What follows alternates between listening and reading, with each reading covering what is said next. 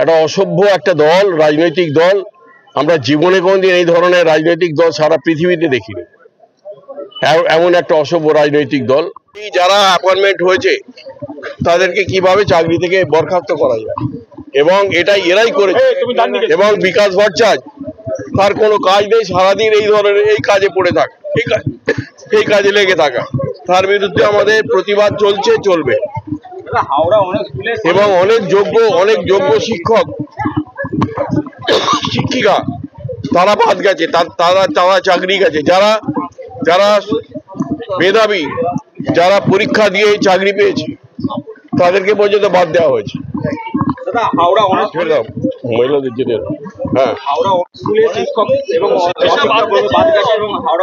বলার কি আছে?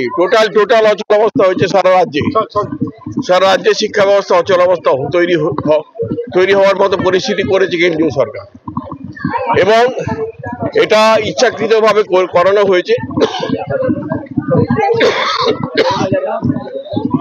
কোর্টের কাছে প্রভোগ করে এটা করানো হয়েছে। আদালতের রায়ের বিরুদ্ধে আমাদের কিছু বলার নেই, কিন্তু কেন্দ্রীয় আমাদের সিপিএম এর কাজ নেই, কোনো কাজ নেই। তারা প্রতিদিন এই কাজই করে যায়। আজকের মিছিলের উদ্যোগ হচ্ছে মাননীয় নেত্রী মমতা বন্দ্যোপাধ্যায়, তিনি তার নির্দেশে আজকের মিছিল। এবং কেন্দ্রীয় সরকার তারা স্বেচ্ছাচারী মনোভাব নিয়ে হঠাৎ অগণতান্ত্রিক ভাবে মানুষের উপর বোঝা চাপিয়ে দিয়ে ওষুধের দাম বাড়িয়ে দিয়েছে। 800 নিত্য প্রয়োজনীয় জিনিসের ওষুধের দাম বাড়িয়ে দিয়েছে, যেগুলো প্রত্যেক দিন মানুষকে খেতে হয়। আমরা প্রত্যেকেই এই ওষুধ খাই। এবং সেই সঙ্গে মাননীয় নেত্রী মমতা বন্দ্যোপাধ্যায় লন্ডনে বক্তৃতা করতে গেছিলেন। অক্সফোর্ড ইউনিভার্সিটি তাকে ইনভাইট করেছিল নারী সুরক্ষা, শিশু সুরক্ষা এবং নারী ক্ষমতায়নের উপরে। সেখানে মমতা বন্দ্যোপাধ্যায়ের প্রতি অসভ্য একটা আচরণ, একটা অসভ্য একটা দল, রাজনৈতিক দল। আমরা জীবনে কোনদিন এই ধরনের রাজনৈতিক দল সারা পৃথিবীতে দেখিনি।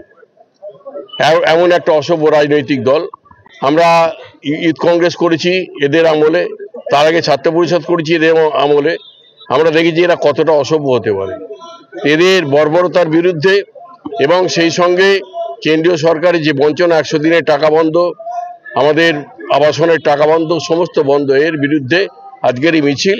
আজকের মিছিল এখান থেকে শুরু হলো, একদম পাড়ার ভেতর দিয়ে আমরা কাসুন্দিয়া রোড হয়ে, আমরা নেতাজি সুভাষ রোড হয়ে ধর্মতলা, এই আমাদের মেট্রো চ্যানেলে ময়দানে মেট্রো চ্যানেলে গিয়ে উপস্থিত। এটা রাজ্য সরকারের ব্যাপার নয়, এটা কেন্দ্রীয় সরকারের ব্যাপার। কেন্দ্রীয় সরকারের আওতা এটা। কেন্দ্রীয় সরকার এইভাবে দাম বাড়িয়ে দিয়েছে। তা সুতরাং রাজ্য সরকার কি করবে, এটা মুখ্যমন্ত্রী আলোচনার মাধ্যমে আলোচনার মাধ্যমে সিদ্ধান্ত নেবে কি করা হবে।